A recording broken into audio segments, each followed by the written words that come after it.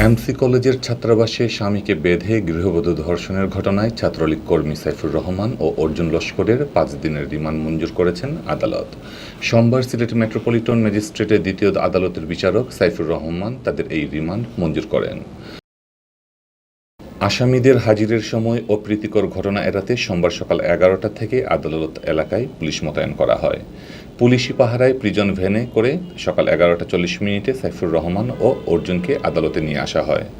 গ্রেফতারকৃত সাইফুর রহমান ও অর্জুন লস্করকে আদালতে হাজির করে ধর্ষণ মামলার তদন্ত কর্মকর্তা শাহপুরান থানার ওসি তদন্ত ইন্দ্রনীল ভট্টাচার্য ৭ দিনের রিমান্ড মঞ্জুর আবেদন করেন। শুনানি শেষে আদালতের বিচারক তাদের প্রত্যেকের ৫ দিন করে রিমান্ড মঞ্জুর করেন। আদালতে তাদের পক্ষে কোনো আইনজীবী ছিলেন না। আদালতকে রাষ্ট্রপক্ষে এবং সিলেটের আইনজীবীদের পক্ষ থেকে যারা দায়িত্বশীল নাগরিক হিসেবে নিজেদেরকে দাবি করেন এমন কিছু আইনজীবী, বেশ ৫-৭ জন আইনজীবী ছিলেন এবং তারা তাদের এই জামিনটা যাতে না হয় এবং তাদের পক্ষে কোনো আইনজীবী ছিলেন না এবং তাদের পক্ষে কেউ জামিন চান নাই।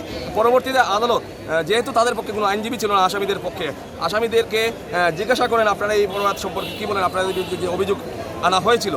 পরবর্তীতে তারা তাদেরকে নিজেদেরকে নির্দোষ দাবি করেছিল, কিন্তু আদালত সার্বিক বিষয় বিবেচনা করে বিজ্ঞ আদালত ৭ দিনের রিমান্ডের মধ্যে ৫ দিনের রিমান্ড মঞ্জুর করেছেন এবং এটা একটা চাঞ্চল্যকর একটা গণধর্ষণ মামলা। সিলেট মহানগর পুলিশের সহকারী কমিশনার প্রসিকিউশন অমূল্য কুমার চৌধুরী জানান, ধর্ষণ মামলায় সাইফুর রহমান ও অর্জুন লস্করের ৭ দিন করে রিমান্ড চাওয়া হয়েছে। আদালত তাদের ৫ দিনের রিমান্ড মঞ্জুর করেছেন।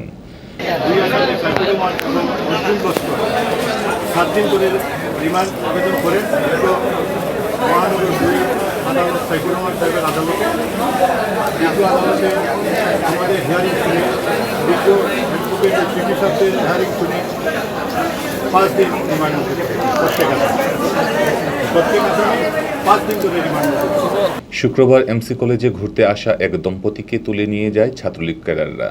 পার্শ্ববর্তী কলেজ ছাত্রাবাসে নিয়ে স্বামীকে বেঁধে স্ত্রীকে ধর্ষণ করে তারা। এ ঘটনায় ভুক্তভোগী গৃহবধূর স্বামী শুক্রবার রাতে বাদী হয়ে শাহপুরান থানায় মামলা করেন। মামলায় এজাহার নামীয় আসামি করা হয়েছে ৬ জনকে, সেই সঙ্গে অজ্ঞাতনামা আরও ২-৩ জনকে আসামি করা হয়। আসামিরা হলো এম সাইফুর রহমান, শাহ মাহবুবুর রহমান রনি, তারেক আহমদ, অর্জুন লস্কর, রবিউল ইসলাম ও মাহফুজুর রহমান। এরা সবাই ছাত্রলীগের রাজনীতির সঙ্গে জড়িত। আসামিদের মধ্যে তারেক ও রবিউল বহিরাগত, বাকিরা এমসি কলেজের ছাত্র।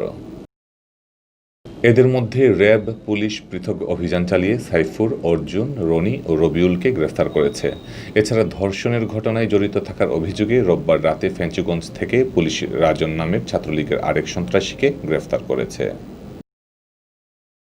কারণ এই ঘটনার সহিত কে জড়িত আছে বা কারা জড়িত আছে বা তারা যেসব অস্ত্র ব্যবহার করেছে বা কোথায় কী অবস্থায় আছে সেইগুলা জানার জন্য রাষ্ট্রপক্ষ ৭ দিনের রিমান্ডের প্রার্থনা করেন। মাননীয় আদালত উভয় পক্ষ বলতে আসামি সাইফুর রহমান এবং অর্জুন লস্করের মৌখিক বক্তব্য শুনেন। তাদের কোনো আইনজীবী উপস্থিত ছিল না। সিলেট আইনজীবী সমিতির কোনো আইনজীবী তাদের পক্ষে ওকালতনামা দেন নাই বা মামলা পরিচালনায় অংশগ্রহণ করেন নাই।